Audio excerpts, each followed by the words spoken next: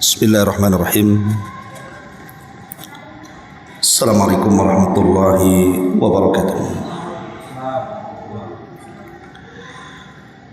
Alhamdulillah wassalatu wassalamu ala Rasulillah wa ala alihi wa sahbihi wa mawalah wa la hawla wa la quwwata illa billahi wa ba'du.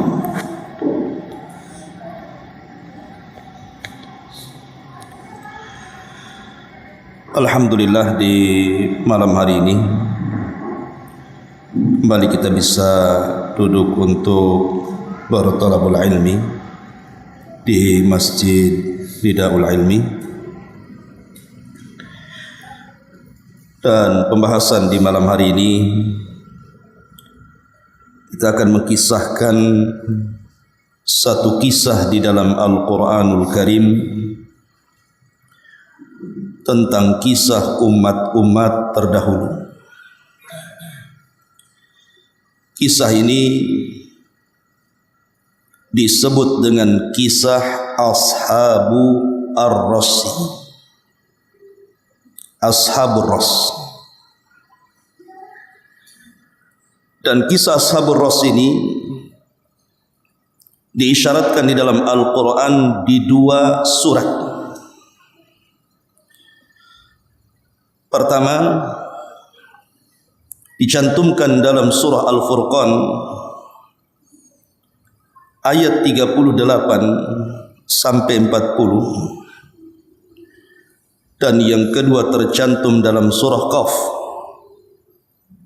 ayat 13 sampai 15. Adapun dalam surah Al-Furqan, Allah Subhanahu wa taala berfirman,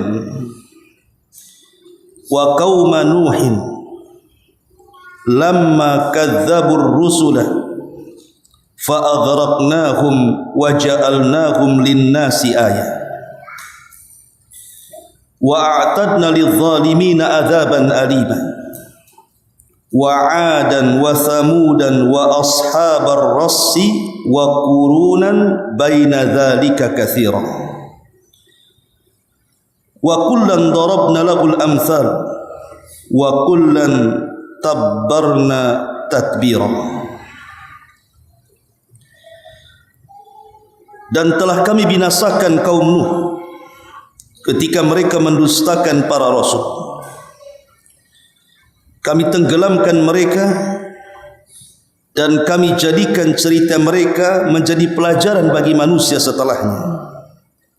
Dan kami telah sediakan bagi orang-orang zalim azab yang sangat pedih. Dan telah kami binasakan juga kaum 'Ad, kaum Tsamud, dan penduduk Ras, serta banyak lagi generasi di antara kaum-kaum itu. Dan masing-masing telah kami jadikan perumpamaan, dan masing-masing telah kami hancurkan mereka sehancur-hancurnya. Ini disebutkan dalam surah Al-Furqan.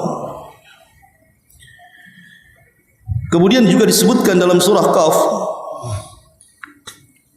Allah Subhanahu wa taala mengatakan, kadzdzabat qablahum qaum nuhin wa ashabur rassi wa thamud wa 'adun wa fir'aunu wa ikhwanu Lut wa ashabul aikati wa qaumut tubba kullun kadzdzabar rusula fa haqqa wa'id. Sebelum mereka ada kaum Nuh, kaum Ras, dan juga kaum Tsamud. Mereka semua telah mendustakan rasul-rasul. Demikian juga kaum 'Ad dan kaum Fir'aun serta kaum Lut, dan juga penduduk Aika serta kaum Tubba. Semuanya telah mendustakan rasul-rasul, maka berlakulah ancamanku atas mereka. Di dua ayat dalam Quran ini, surah Al-Furqan dan juga surah Qaf, Allah Subhanahu wa taala mengisyaratkan tentang kisah Ashabur Rass. Memang kalau kita melihat Al-Quranul Karim ketika mengkisahkan umat-umat terdahulu dari kalangan para nabi dan rasul ataupun umat-umat para nabi dan rasul, ada yang sifatnya Allah menceritakan secara lengkap, ada yang sifatnya Allah menceritakan secara global, tapi juga ada yang tidak ada ceritanya, hanya menyebutkan namanya tapi ceritanya tidak ada. Seperti Ashabur Ras ini ceritanya tidak ada dalam Quran. Kenapa Allah Subhanahu wa taala tidak menceritakan semua kisah-kisah secara komplit dalam Quran? Karena Quran itu bukan kitab sejarah. Ingat, Quran itu bukan kitab sejarah. Quran itu kitab ibrah, pelajaran. Jadi hanya kemudian mengambil penggalan-penggalan cerita untuk diambil ibrah dan pelajaran. Kalau ingin mengetahui komplit ceritanya, jangan baca Quran tapi baca sejarah. Ma'asyiral muslimin yang dimuliakan Allah Subhanahu wa taala, siapa Ashabur Ras ini? Di mana letaknya? Lalu apa yang mereka lakukan? Agama apa yang mereka anut? Dan nabi siapa yang diutus kepada mereka? Lalu azab apa yang ditimpakan kepada mereka sehingga Allah Subhanahu wa taala mencantumkan kisahnya secara tersurat di dalam Al-Quran ini. Ma'asyiral muslimin yang dimuliakan Allah Subhanahu wa taala, terjadi silang pendapat di antara para ulama tentang siapa Ashabur Ras di sini. Sebagian para ulama seperti Al-Imam Ibnu Jarir At-Tabari rahimahullahu taala, dia berpendapat bahwa Ashabur Ras adalah Ashabul Ukhdud. Dan Ashabul Ukhdud itu kisahnya ma'ruf disebut di dalam suratul Buruj. Qutila Ashabul Ukhdud. Ini pendapat Al-Imam Ibnu Jarir At-Tabari. Tetapi sebagian ulama tafsir yang lainnya seperti Ikrimah, beliau mengatakan bukan Ashabur Ras, bukan Ashabul Ukhdud, tapi Ashabur Ras adalah Ashabu Yasin.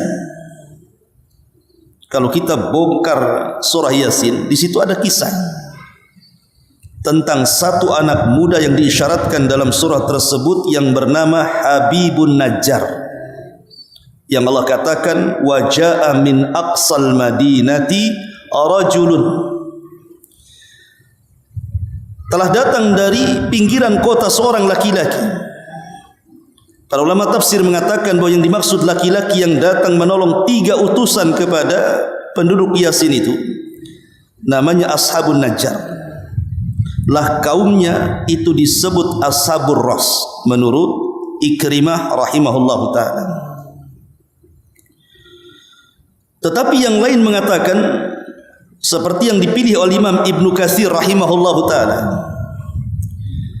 bahwa Ashabur Ras adalah Ashabul Madyan. Jadi Ashabur Ras adalah Ashabul Madyan, penduduk Madyan yang diutus kepada penduduk itu Nabi Syuaib, di mana penduduknya menyembah sebuah pohon yang disebut dengan Aikah. Makanya kisahnya disebut Ashabul Aikah dalam Quran. Itu yang dikuatkan oleh Imam Ibnu Katsir rahimahullahu taala. Dan Imam Ibnu Abbas radhiyallahu anhuma, dia mengatakan bahwa ashabul qaryah adalah hum ahlu qaryatin min qura Thamud. Dia adalah sebuah penduduk negeri dari penduduk keturunan kaum Thamud. Berarti kaum Thamud disyaratkan kepada kaum Nabi Saleh lah turunannya itu. Kata Abdullah ibn Abbas radhiyallahu anhuma, itulah Ashabur Ras. Dan diriwayatkan juga dari beliau bahwa disebut Ras di sini artinya sebuah sumur yang terdapat di sini bi'ad Ribaijan, yang disebut kemudian Ashabur Ras. Disebut Ras itu artinya galian sumur. Karena disitulah ada seorang nabi yang dimasukkan ke dalam sumur, kemudian dikurung dan diletakkan batu besar di atasnya. Maka kisahnya disebut Ashabur Rass.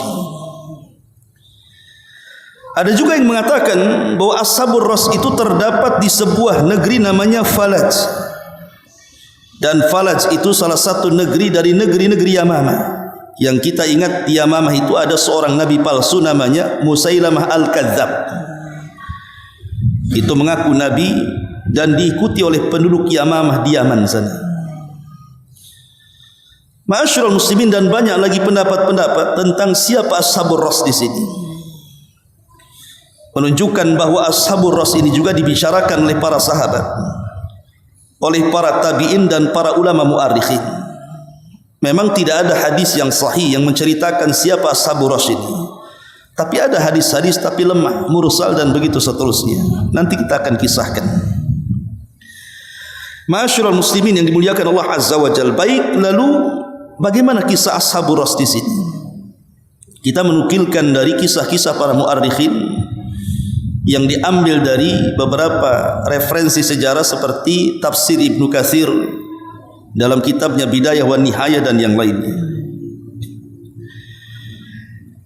Dahulu ada sebuah perkampungan yang terdiri dari 12 kampung. Jadi ada sebuah negeri, di negeri tersebut ada 12 kampung, 12 desa. Lah di 12 desa itu mereka tinggal di pinggiran sungai. Jadi penduduknya itu tinggal di pinggiran sungai. Dan aktivitas kehidupan ekonomi mereka bertani. Lah di pinggiran sungai itu ada pohon sangat besar sekali. Ada yang mengatakan bahwa pohon itu bernama Sanobar. Pohon Sanobar dulu ditanam oleh Yafis ibn Nuh alaihi salam. Jadi Nuh itu punya anak namanya Yafis, Ham, Syam dan Kan'an. Tapi Kan'an kufur. Yang beriman hanya 3 saja, Syam, Ham dan juga Yafis. Lah setelah tragedi tufan, tragedi banjir bandang yang melulantakkan seluruh kaum Nuh itu, maka kemudian Yafis putra Nuh alaihi salatu wassalam menanam sebuah pohon. Itulah yang disebut dengan pohon Sanobar. Pohon inilah yang kemudian disembah oleh penduduk Rass. Jadi penduduk Rass itu mereka para penyembah pohon. Dan inilah pohon yang pertama kali disembah sepanjang sejarah manusia. Ma'asyiral muslimin yang dimuliakan Allah Subhanahu wa taala. Lah 12 desa dari Ashabur Rass ini akhirnya menanam pohon-pohon kecil, pohon yang sama di setiap desanya. Tetapi raja pohonnya ya di situ. Adapun pohon-pohon kecil yang lainnya itu sebagai cabang-cabang dari Tuhannya. Dan mereka meyakini bahwa pohon itu membawa berkah bagi mereka. Karena Allah Subhanahu wa taala memberikan istidraj kepada kaum Rass ini, di mana Allah Subhanahu wa taala limpahkan selimpah-limpahnya hasil panen mereka dan tidak pernah dirugikan. Jadi setiap panen itu tidak pernah gagal. Sehingga mereka menjadi kaya raya karena pertanian itu. Jadi lumbung makanan di Ashabur Rass ini, sehingga aktivitas mereka bisa menghidupi desa mereka dengan pertanian dan bisa menjual hasil pertaniannya ke daerah-daerah yang lain. Dan mereka yakin bahwa hasil itu didapat karena keberkahan pohon itu. Jadi mereka meyakini pohon itu yang membawa berkah kepada kehidupan mereka. Sehingga dalam bentuk syukur mereka, setiap bulan mereka membuat acara. Jadi mereka datang ke pohon yang paling besar yang disebut dengan raja pohon itu. Maka mereka membuat id setiap bulannya di sini, memberikan persembahan. Mereka mabuk di situ, mereka nyanyi, berjoget. Pokoknya mereka berusaha untuk membuat id, perayaan besar setiap bulannya. Karena mereka yakin bahwa pohon itu sebagai Tuhan mereka. Lah syaitan ataupun iblis tentu yang merencanakan semuanya. Jadi syaitan itu masuk ke dalam pohon itu. Jadi setiap kemudian Ashabur Ras itu melakukan id ataupun semacam perayaan, maka mereka akan membuat perayaan besar sampai ada suara yang keluar dari pohon itu. Jadi kalau ada suara di balik pohon itu dan mengatakan, laqad raditu lakum fatibu biha nafsakum, aku sudah redha kepada kalian, maka perbaiki hati-hati kalian. Maka setelah ada suara itu, maka mereka bubar. Kalau belum ada suara itu, maka mereka terus melaksanakan id mereka dalam pohon itu. Dan tentu suara yang keluar dari pohon itu adalah syaitan. Tidak mungkin suara Tuhan. Makanya dulu ada kisah, ada film atau apa gitu kan. Orang yang dalam film itu nyembah pohon. Tiba-tiba ada suara di balik pohon itu, bahwa pohon itu minta makanan. Maka penduduk itu akhirnya menyediakan makan. Setelah orang-orang itu pergi, keluar rupanya orang gila yang ngomong itu. Keluar, kemudian dimakan makanannya. Itu film apa itu? Ya. Tapi ini bukan kisah Ashabur Ras di sini. Ya. Tapi begitulah syaitan, ikhwatu fiddin, muliakan Allah Subhanahu wa taala, untuk menyesatkan Bani Adam. Mereka masuk ke dalam pohon kemudian membuat suara-suara aneh. Dari sini Allah Subhanahu wa taala utus kepada mereka salah satu nabi dari nabi-nabi Bani Israel. Karena kita tahu Allah Subhanahu wa taala berfirman, laqad ba'atsna fi kulli ummatir rasulan an i'budullaha wajtanibut taghut. Dan kami utus pada tiap-tiap umat ini seorang rasul, utusan. Di mana rasul ataupun utusan atau nabi ini mendakwahkan dakwah yang hak dan menyerukan kepada kaumnya, sembahlah Allah dan jauhi sesembahan selain daripada Allah alias taghut. Begitulah keadilan Allah untuk menegakkan hujah, supaya manusia tidak bisa berhujah lagi apabila berjumpa dengan Allah kelak pada hari kiamat, karena Allah sudah mengutus utusannya kepada mereka. Ma'asyiral muslimin yang dimuliakan Allah Subhanahu wa taala, memang tidak dijelaskan siapa nabi ini. Nabi ini majhul, walaupun ada beberapa riwayat yang mengatakan bahwa nabi ini namanya Handalah ibn Sufyan, tapi hadisnya mursal, lemah. Jadi nabi ini namanya Handalah ibn Sufyan, Nabi Handalah dari nabi-nabi Bani Israel. Maka Nabi Handalah ini berusaha untuk mendakwai kaumnya agar mereka menjauhi sesembahan terhadap pohon itu. Bahkan terkadang apabila kaumnya sedang merayakan perayaan untuk menyembah berhala, maka Nabi Handalah masuk ke perayaan itu, kemudian mentahdzir mereka bahwa pohon yang kalian agungkan itu bukan Tuhan. Tuhan kalian adalah Allah. Tauhidkan Allah, jauhi pohon-pohon itu. Tapi sebagaimana sunnatul dakwah yang dilakukan para nabi, mesti ditentang oleh kaumnya, sehingga tidak ada satupun penduduk Ras ini yang beriman kepada Nabi Handalah ini.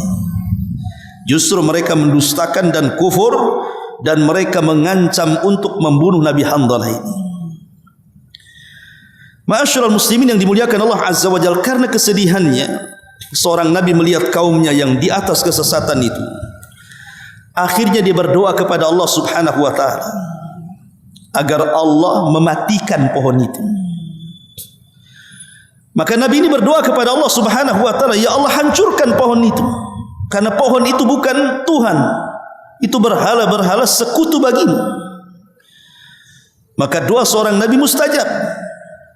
Tiba-tiba pohon-pohon yang disembah oleh Ashabur Ras ini tiba-tiba mati, daunnya kering, lunglai, lemes dan begitu seterusnya. Dan itu membuat kaget penduduk Ras ini. Bagaimana mungkin Tuhan yang mereka tuhankan, pohon yang sudah ratusan tahun yang mereka rawat, tiba-tiba mati begitu saja.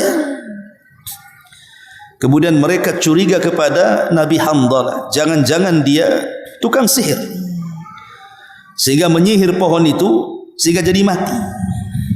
Biasa para nabi akan dituduh macam-macam. Nabi SAW saja dituduh tukang sihir, dituduh orang gila, perangkai syair dan yang semacamnya. Hampir semua nabi seperti itu, tuduhannya tukang sihir.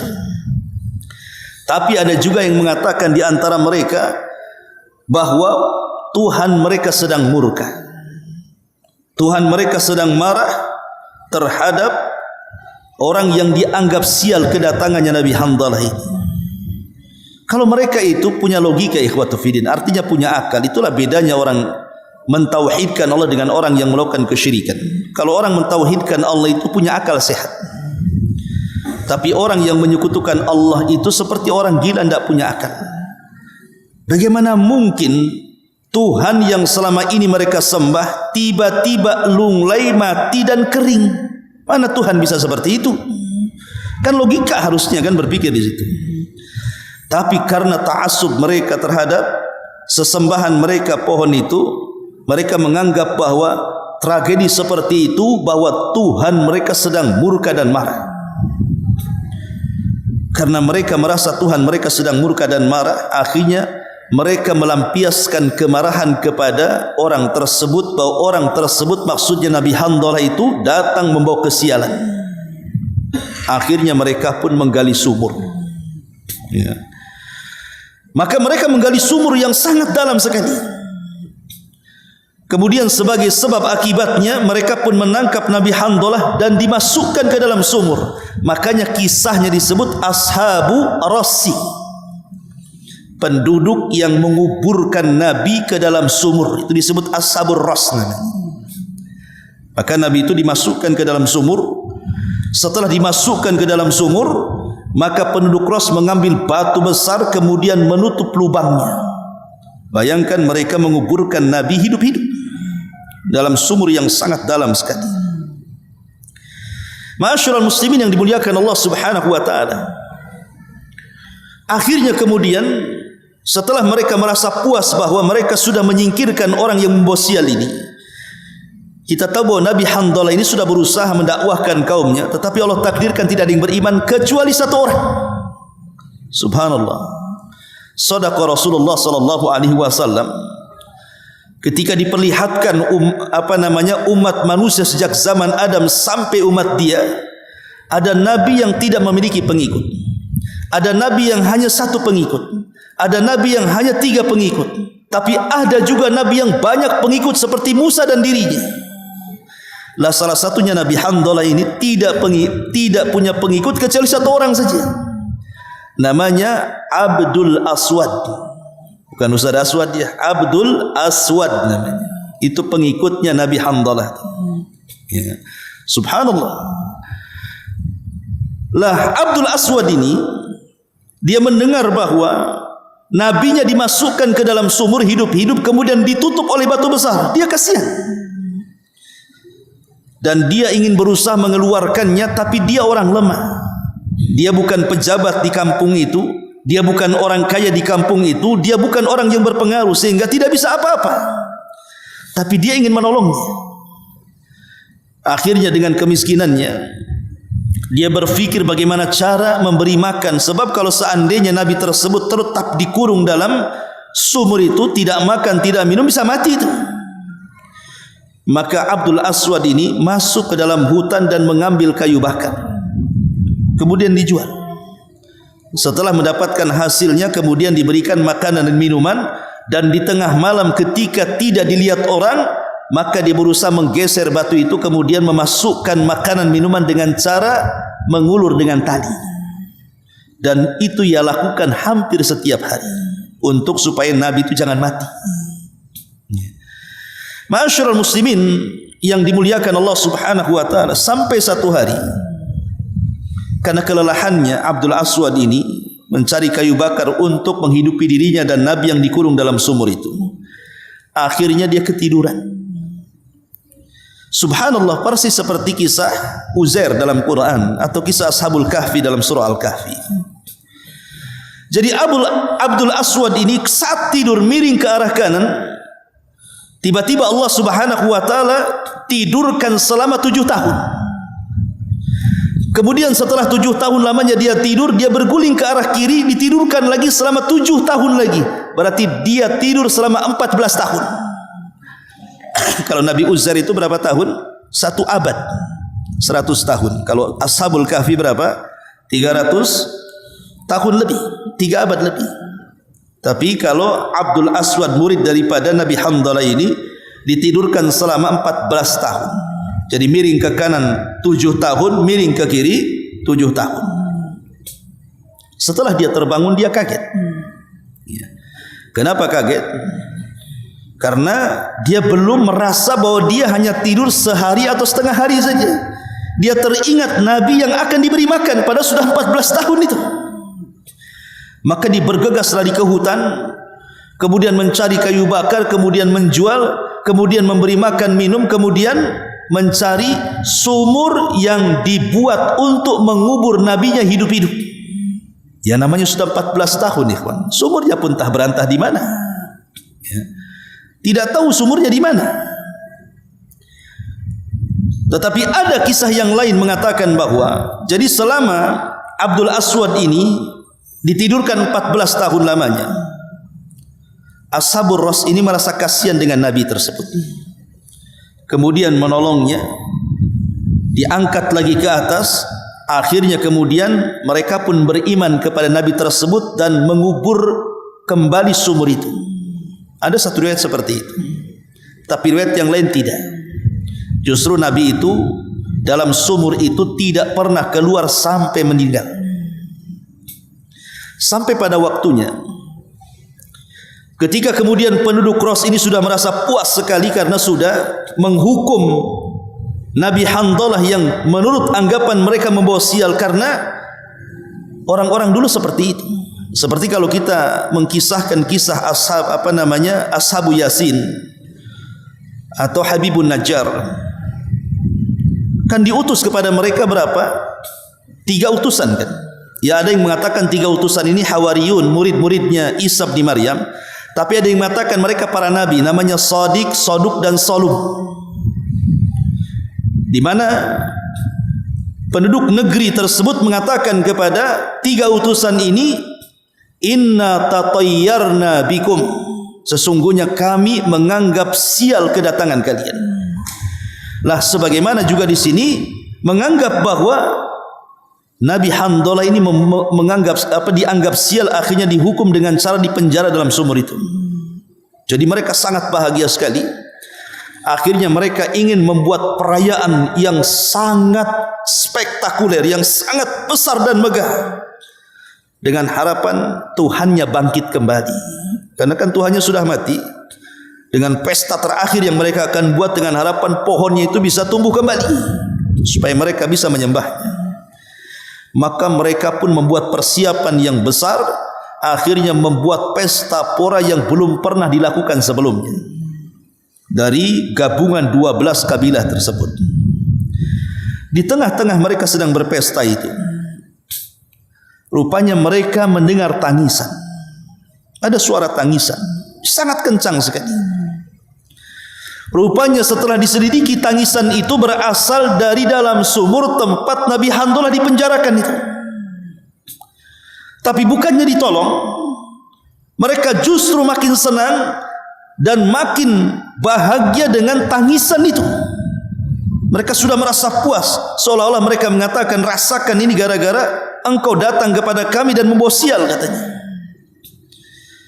Rupanya hakikatnya Nabi yang ada dalam sumur itu sedang berdoa kepada Allah Subhanahu wa taala agar Allah menurunkan azab kepada mereka. Terkadang ada nabi-nabi itu yang mereka ada puncak kesabaran. Seperti Nuh alaihi salatu wassalam. Belakangan ketika kemudian sudah ada ancaman pembunuhan, juga meminta kepada Allah agar diturunkan azab kan, dan mengatakan, Rabbi inni maglubun fantasir.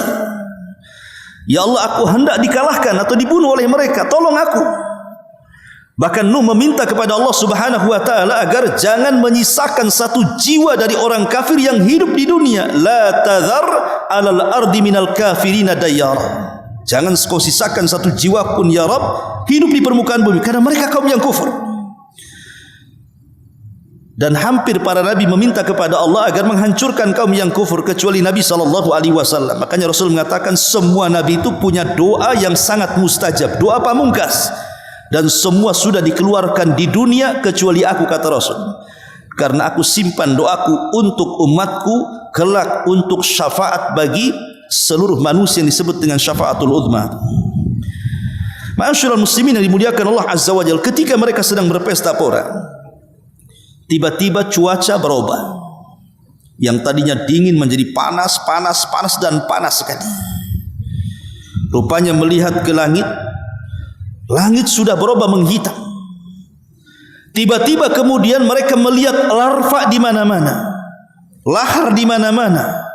Rupanya Allah Subhanahu wa taala sedang mempersiapkan bola-bola api yang menghantam penduduk Ras ketika bola-bola api itu kemudian dihujankan kepada mereka. Dan ini pendapat Ali bin Abi Thalib radhiyallahu anhu, bahwa mereka diazab dengan bola-bola api sampai akhirnya Allah binasakan semuanya. Ada juga yang berpendapat Allah gempakan bumi, kemudian Allah masukkan dan benamkan mereka semua ashabul ras ke dalam bumi. Intinya Allah binasakan semuanya. Ma'asyiral muslimin yang dimuliakan Allah Azza wa Jalla, tentu itulah sebagai akibat karena mereka sudah menyekutukan Allah Subhanahu wa taala dan sudah menzalimi nabinya. Wala tahsabanna Allah ghafilan amma ya'malu zalimun. Jangan kau sangka Allah itu lalai terhadap apa yang mereka lakukan dari kezaliman, apalagi yang dizaliminya Nabi. Ya tentu Allah katakan dalam hadis qudsi, man adali waliyan faqad adzantuhu bil harbi. Siapa yang menyakiti wali-waliku, apalagi nabi-nabiku, maka dia telah mengumandangkan perang melawan aku.